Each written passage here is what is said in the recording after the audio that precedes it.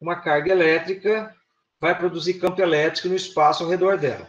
Então, uma carga pontual, num certo ponto do espaço, ela vai produzir um campo e, se ela for positiva, esse campo é de afastamento.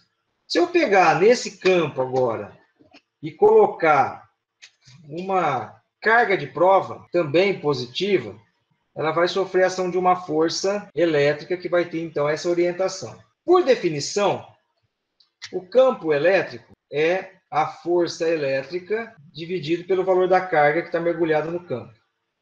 Essa força elétrica, como eu estou falando de carga pontual aqui e carga pontual aqui, é a força de Coulomb. Então, é o K, Qzão, Qzinho, pela distância, vou chamar essa distância aqui de R, então, a distância ao quadrado dividido por Qzinho.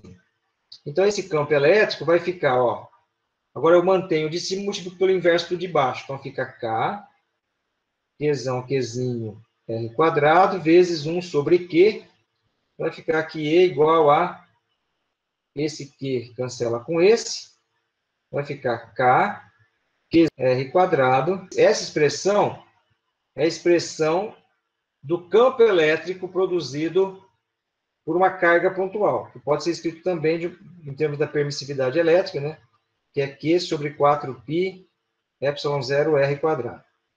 Esse é o campo elétrico de uma carga pontual. Se eu tiver várias cargas pontuais distribuídas no espaço e quero determinar o valor do campo num ponto ao redor aqui das cargas, como que eu devo proceder? Vou imaginar que aqui eu tenho a carga Q1, aqui eu tenho uma carga Q2, aqui eu tenho uma carga Q3.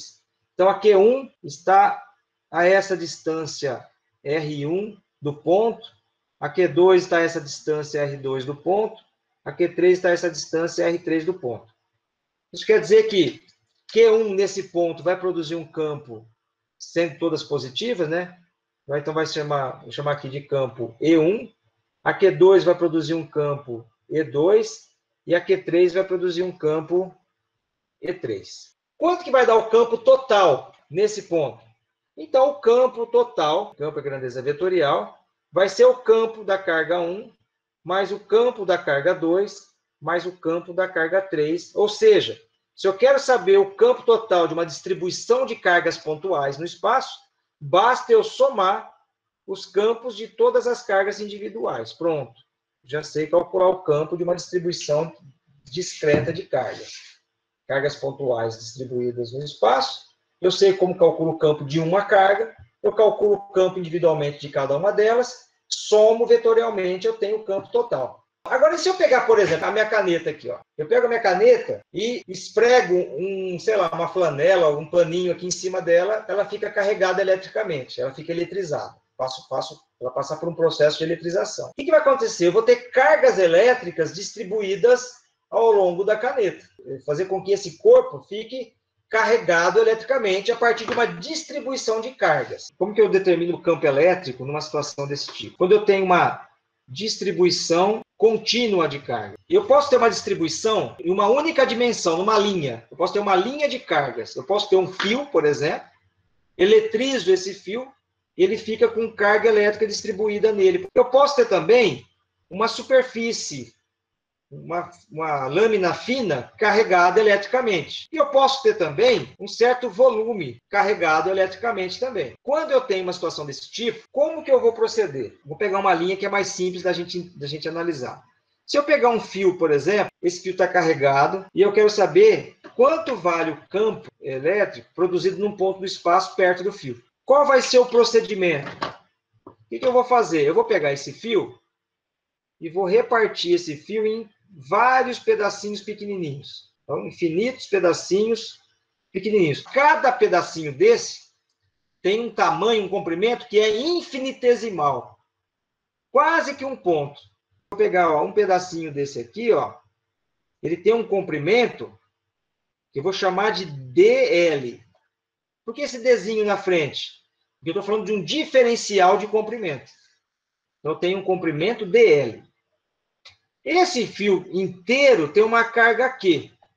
Mas esse pedacinho do fio tem uma carga DQ, um diferencial de carga. Só que esse pedacinho de fio, como é um pedacinho muito pequenininho, eu vou falar que ele vai se comportar como se fosse uma carga pontual.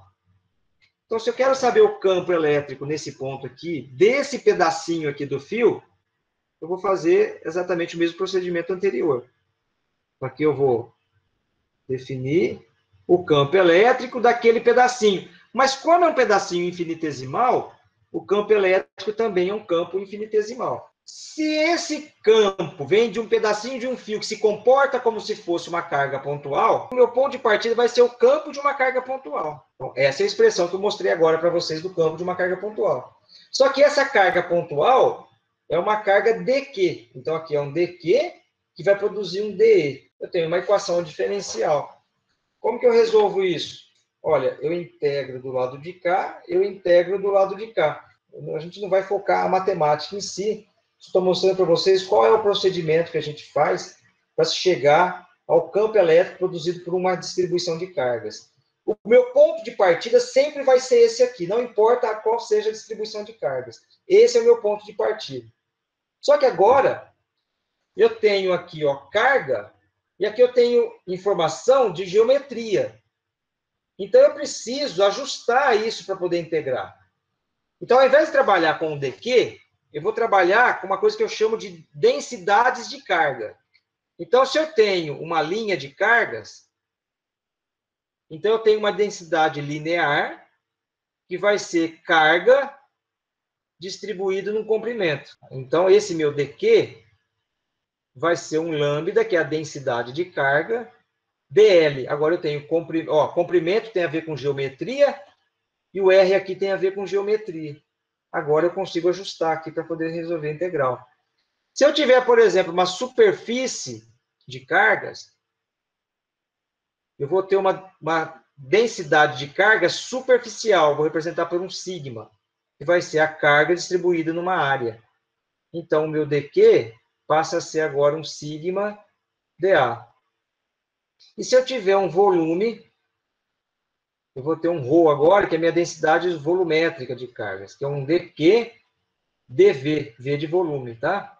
Então, aqui eu teria um dQ ρ dV. Pronto. Só para mostrar para vocês que existe um meio de se determinar o campo elétrico de distribuição de cargas, e é isso aqui que eu tenho que fazer, esse é meu ponto de partida.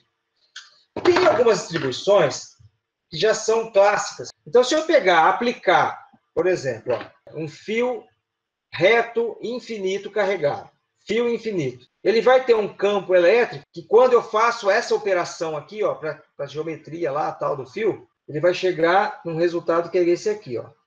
Lambda sobre 2πε0 R.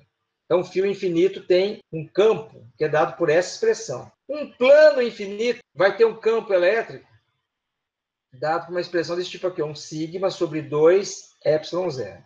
Basicamente, são esses dois resultados que são os mais utilizados dentro desse estudo que a gente faz. São dois resultados importantes, né, para o tipo de análise que a gente vai fazer, mas que vem dessa ideia aqui, ó, de campo de carga pontual. De eu dividir a distribuição de cargas em pedaços pequenininhos, infinitesimais, aí cai nessa equação diferencial, resolve por integração, e para um fio infinito chego nesse resultado, para um plano infinito eu chego nesse resultado. Deixa eu focar aqui com vocês, detalhar um pouquinho mais, o plano infinito. Imagina que aqui eu tenho um plano infinito,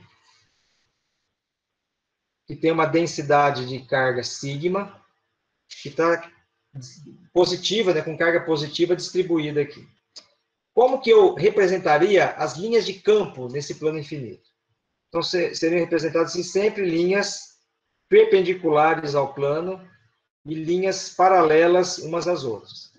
Aí eu teria linhas tanto do lado de cima, quanto linhas do lado de baixo. Quando eu faço aquela conta que eu mostrei para vocês, aqui na parte de cima, o campo elétrico vai ser sigma 2ε0, e aqui embaixo também vai ser sigma sobre 2ε0.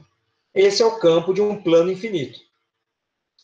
Só que o nosso propósito é entender como fica o campo produzido por um condutor carregado. Então, deixa eu pegar aqui, vamos pegar um condutor que tem uma forma qualquer. No primeiro momento, eu vou entender que esse condutor está neutro, ou seja, a quantidade de prótons igual a quantidade de elétrons dentro do material. Vamos imaginar também que eu consegui colocar dentro desse material 2 elétrons a mais, tem um excesso de 2 elétrons agora nesse corpo. Como eu estou falando de um material condutor, esse material condutor permite uma movimentação de elétrons lá dentro. E como os elétrons têm cargas do mesmo tipo, eles vão se repelir e vão tender a ficar mais distante possível um do outro. Se eu colocar outros 2 elétrons em excesso aqui dentro, eles vão interagir, eles vão se repelir, inclusive com os outros que já existem aqui, e vão tender a ficar mais distante possível um do outro. E isso vai acontecendo de forma que todo o excesso de cargas dentro de um condutor carregado vai se distribuir do lado de fora do condutor. Mesmo que eu trace aqui uma fronteira aqui, ó, bem aqui, ó, no limite, entre o limite interno e a região interna e região externa, eu não vou encontrar cargas em excesso aqui dentro. Nessa situação, a carga interna líquida é 0, porque não tem nem excesso de nenhum tipo de carga dentro desse material. Consequentemente, como eu não tenho excesso de carga aqui, eu vou entender também que aqui eu não tenho campo elétrico dentro dele. Eu vou ter campo elétrico apenas do lado de fora. Bom, então, dentro de um condutor carregado, o campo elétrico, o campo eletrostático vai ser 0. Do lado de fora, mas onde do lado de fora? Num ponto bem pertinho da superfície, quase que encostando a superfície aqui. Num ponto externo, mas perto da superfície de fora, como que se comporta esse campo? Então, a gente vai dizer o seguinte, ó, que o campo elétrico do lado de fora do condutor carregado, perto da superfície externa, bem pertinho da superfície externa, o campo elétrico se comporta como o campo elétrico de um plano infinito. Então, vamos imaginar que aqui seja a minha superfície. Vamos imaginar, ó, do lado de cima, eu estou na parte de dentro do material, e aqui embaixo eu estou do lado de fora do material. Numa situação, como eu apresentei quando eu falei do plano infinito, eu consigo produzir linhas assim, para baixo e para cima. Então, eu produzo linhas de campo, tanto para cima quanto para baixo. Foi isso que eu falei agora há pouco, naquela situação que eu desenhei na luz anterior. Aí eu falei assim para vocês, ó, o campo do lado de cima é sigma sobre 2 epsilon zero. E o campo do lado de baixo também é sigma sobre 2 epsilon zero. No caso do condutor, né, ele não pode ter linhas dentro, ó. A gente não pode produzir linhas de campo dentro do condutor. Aqui dentro não pode ter linhas. Isso quer dizer o seguinte, que essa linha que eu desenhei aqui do lado de dentro, de fato, ela vai ser produzida do lado de fora. Essa daqui, ó, do lado de fora. Essa daqui, do lado de fora. E assim por diante. De forma, olha o que aconteceu aqui. Eu zerei a quantidade de linhas do lado de dentro, mas eu dobrei a quantidade de linhas do lado de fora. Quer dizer que essa quantidade aqui, ó, sigma sobre 2 epsilon zero, que estava do lado de dentro, ela vai se somar aqui do lado de fora. Vai ficar assim, ó, mais sigma 2 epsilon zero. Portanto, esse campo vai ser simplesmente sigma por epsilon zero. O campo do lado de fora de um condutor carregado vai ser quanto? Sigma sobre epsilon zero.